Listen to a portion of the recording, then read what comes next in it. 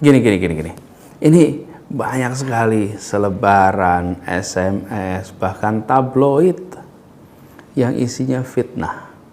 Bahkan ada dicetak dengan jumlah yang masif betul. Dan mesin produksi kebohongan yang dicetak itu mengerikan sekali. Mengerikan sekali. Kenapa mengerikan? Karena begini, buat saya cara berkampanye menggambarkan cara memerintah. Karena itu berkampanye dengan benar, berkampanye dengan baik.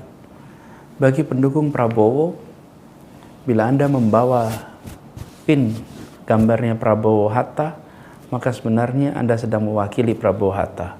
Begitu juga dengan Jokowi JK. Kaos yang Anda pakai ada foto Jokowi JK, Anda sebenarnya sedang mewakili itu. Kata-kata yang Anda tulis, kemudian perbuatan yang dilakukan, ekspresi apapun sebagai pendukung adalah atas nama mereka. Karena itu jangan lakukan ini. Karena saya yakin Pak Prabowo, Pak Hatta juga nggak berminat untuk mutarbalikkan fakta. Pak Jokowi, Pak JK juga nggak berminat mutarbalikkan fakta. Karena itu pendukung-pendukungnya jangan melakukan itu. Mereka adalah orang-orang yang ingin mengabdi untuk Indonesia.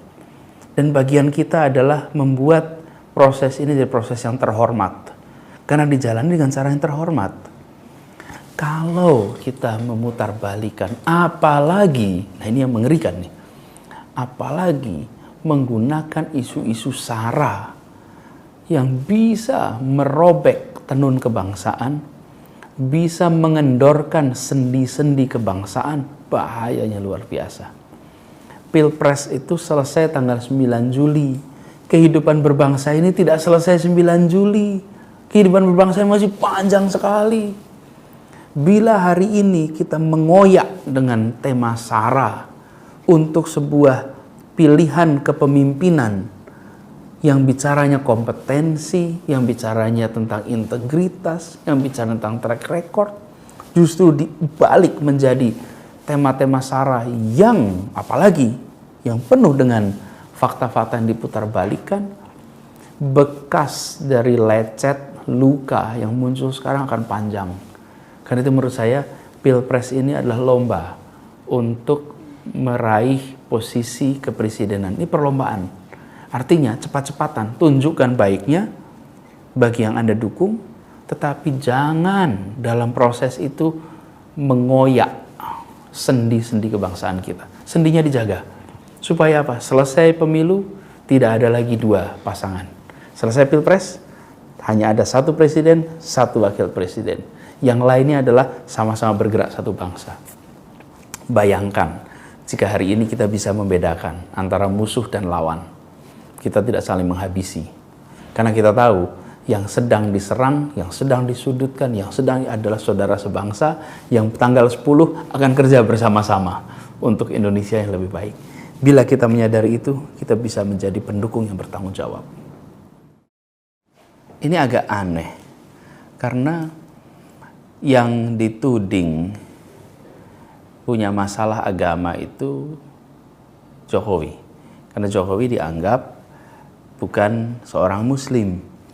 Isu yang diarahkan sebenarnya isu yang menjadi kelemahannya Prabowo. Prabowo justru dari keluarga yang tidak semua saudaranya beragama Islam. Ibunya, ayahnya, saudara-saudaranya. Tetapi justru Jokowi yang dituding. Ini satu taktik kampanye gelap yang berbahaya sekali. Bulan Mei kemarin tidak ada yang mengasosiasikan Prabowo dengan kekuatan Islam. Awal Mei tidak ada yang mendiskusikan Prabowo ini kebangkitan Islam, nggak ada. Sesudah ada koalisi dengan partai-partai Islam, lalu mendadak label itu muncul.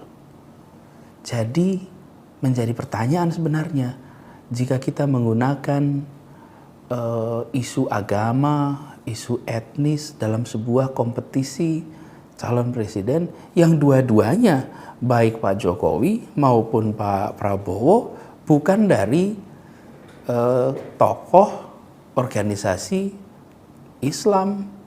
Ini dua-duanya bukan, tapi mendadak digunakan frame itu.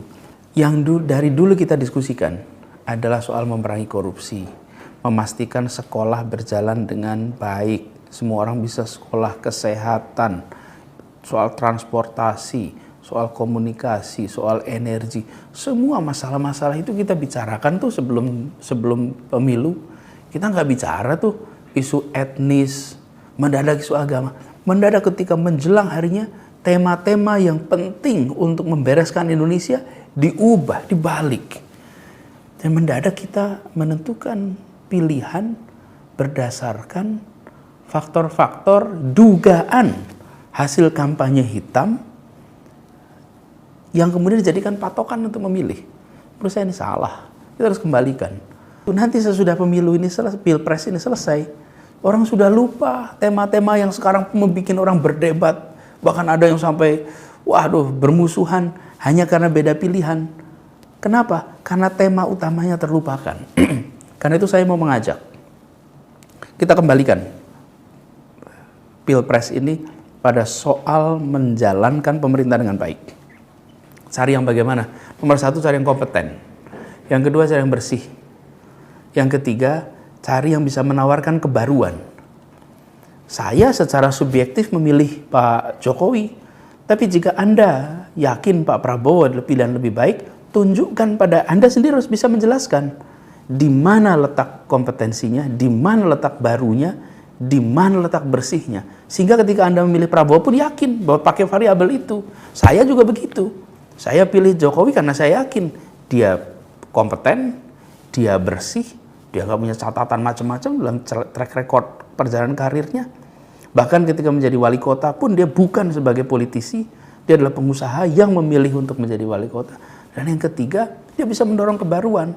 Nah, dengan begitu kita memilih orang itu bukan emosional, karena SMS, BBM, yang faktanya nggak terbukti. Tapi karena kita tahu persis ini yang dibutuhkan Indonesia. Jadi, setelah lewat tanggal 9, kita akan meminta pemerintah untuk melakukan yang tadi saya sebutkan. Bikin terobosan di pendidikan, di kesehatan, di infrastruktur, semua itu yang nanti akan minta-minta. Tema-tema yang sekarang bikin kita sangat semangat, bahkan sampai bermusuhan, itu akan kita lupakan. Habis itu kita akan tanya, pemerintahnya melakukan apa saja. Ingat-ingat itu pada saat memilih. Jadi, ketika kita memilih Prabowo atau Jokowi, kita ingat-ingat nih isu sesudah tanggal 9. Siapa yang bisa lebih baik dalam menjalankan itu? Siapa yang bisa lebih melakukan terobosan?